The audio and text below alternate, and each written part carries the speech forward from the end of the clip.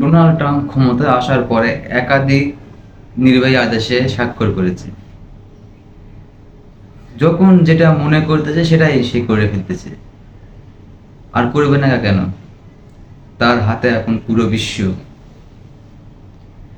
সকলের মনে একটা আশা ছিল, ডোনাল্ড ট্রাম্প ক্ষমতায় আসলে হয়তো কিছু হোক আর না হোক, ইউক্রেন, রাশিয়া, গাজা, ইসরায়েল এসব যুদ্ধ কমবে এবং খুব তাড়াতাড়ি থেমে যাবে।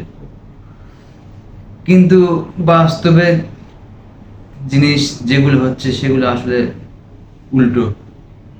হ্যাঁ, তার মধ্যে কিছু কিছু জিনিস অগ্রগতি পেয়েছে, যেমন ডোনাল্ড ট্রাম্প আসার পরে গাজা এবং ইসরায়েলের মধ্যে একটি যুদ্ধবিরতি হয়েছে, সেটা মোটামুটি কার্যকর, অনেকটা এগিয়েছে, অনেক ফিলিস্তিনি মুক্তি পেয়েছে।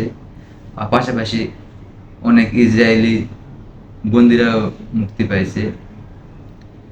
কিন্তু এদিকে আরও একটা দুঃসংবাদ যে এরপরেও ইসরায়েল প্রতিনিয়ত পশ্চিম তীরে আক্রমণ চালিয়ে যাচ্ছে এবং এখনো অনেক নারী শিশু মারা যাচ্ছে।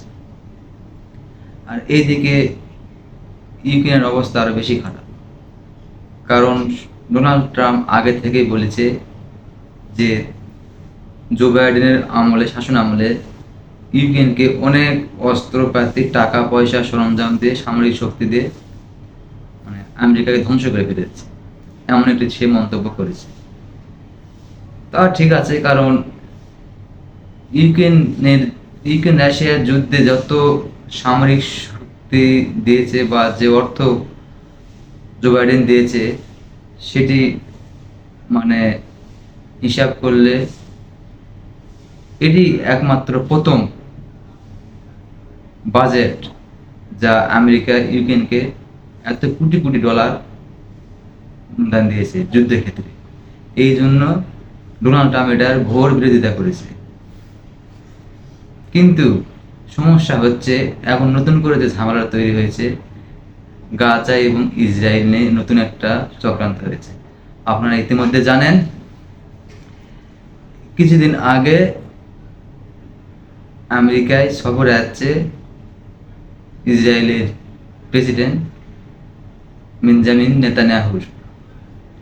সেই সফরে আসার পরে বেশি ক্ষেত্রে আলোচনা হয়েছে এই গাজা এবং ইসরায়েলের এই পরিস্থিতি নিয়ে। অন্যান্য হতে পারে, তবে 90% হয়েছে গাজা ইস্যু নিয়ে। তো এখানে এই ডোনাল্ড ট্রাম্প এমন এক শব্দ ব্যবহার করেছে, এটা আসলে খুব দুঃখজনক। কারণ এই লোকটার ভিতরে কখন কি হয় বলা খুব কঠিন। যা যেটা মনে করতে হয় সেটা করে থাকে। পানামা খাল দখল করবে, থাকে কানাডা দখল করবে, থাকে ওই দেশ কিনে নেবে, এইরকম পরিস্থিতি। ওনার মাথায় কখন কে আসে বলা খুব কঠিন।